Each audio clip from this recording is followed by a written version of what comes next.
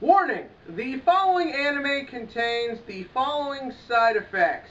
Moments of extreme boredom followed by subtle moments of laughter, nausea, vomiting, that weird look you get from your parents when they find out you're watching this, and, for certain people, an erection lasting more than 4 hours. Please consult your psychologist before viewing. And as, of course, cue title scene.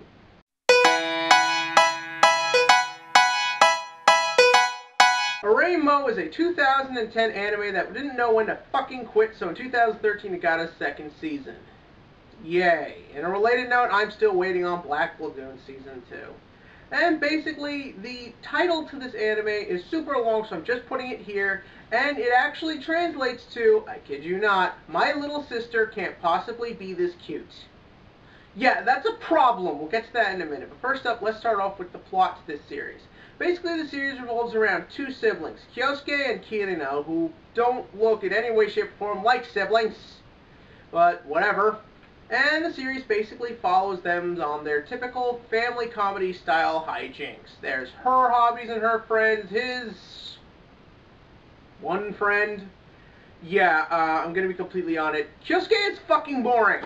There is nothing to this guy. He has no personality, no character to him, nothing. You never learn anything about him. What are his hobbies? What does he like to do? Friends? What TV show he likes? All you ever know about him is that he has this weird relationship going on with Kirino. And Kirino is, of course, your generic, stereotypical, perfect girl. She gets good grades, she's a star athlete, she's apparently very beautiful because she's a professional model. They have parents who are either completely useless or completely awful human beings that never really get any time to them, so you don't really know how to really see them. But there is one thing about Kirino that separates her from everything else in the typical formula for these types of shows. She is a mega otaku! Because that hasn't been done to death at this point. Basically, Kirino, her big obsession, and the way they revealed this was pretty convoluted, is she is obsessed with like little kid animes. This one anime they show actually looks more interesting than this one. And she is into little sister pornography visual novels. Is that a thing? If it is, people warn me now before I go on with this. But essentially, Kyosuke finds out about this, and that part of this series is actually handled very well. Kirino, even though, yeah, she's unrealistically perfect, the contrast is shown fairly well. This is what I was looking for from Watamote. Yes, she has these nerdy hobbies, and she defends them staunchly so she can do them, but at the same time, she still wants to be popular and have friends and have normal people stuff to do. And I like that. That was actually shown well because it made her feel like more of a person. She didn't really know 100% what she wants, like any 14-year-old girl will. And it allowed for the series to be handled very well. And while we're on the subject of positives, the side characters in this are actually funny. Predominantly her two otaku friends, who aren't just annoying stereotypes. They're actually shown to be real people who have real hobbies and real problems and real things going on in their lives.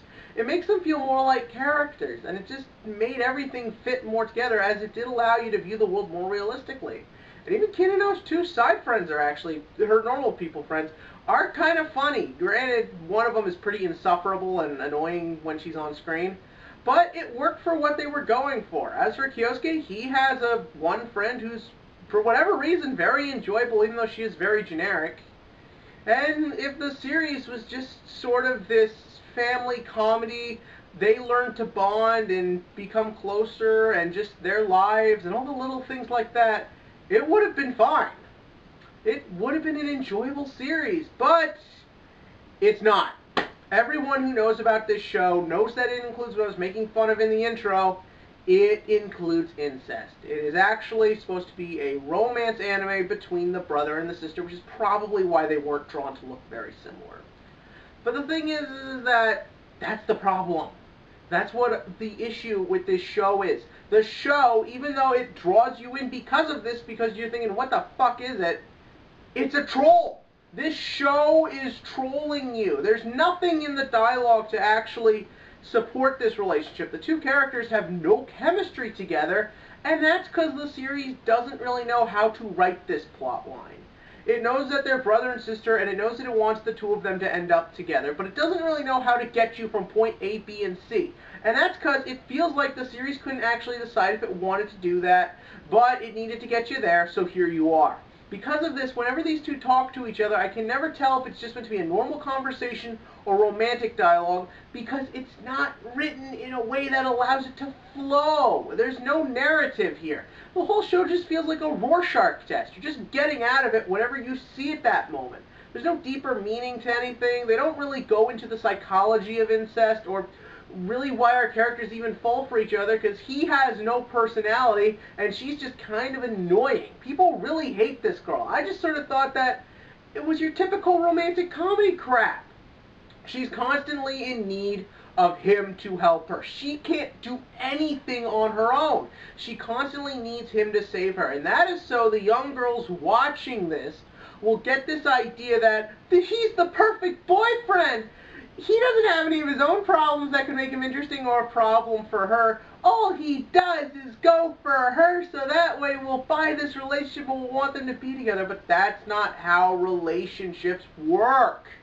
This series can't figure out what it wants to do, and it can't bring them together. Because of this, their dialogue, especially in the second season, is very awkward. The subplots that attempt to lead us to them ending up together don't work, and there's just no flowing narrative to this. It's just all random stuff from random writers who didn't know what the hell they were doing. Sometimes it gets a laugh and sometimes it's enjoyable, but even good elements like the side characters just get wasted and underused. Because of this, I have no choice. Oreimo is a 3 out of 10 on the comedy and romantic scale.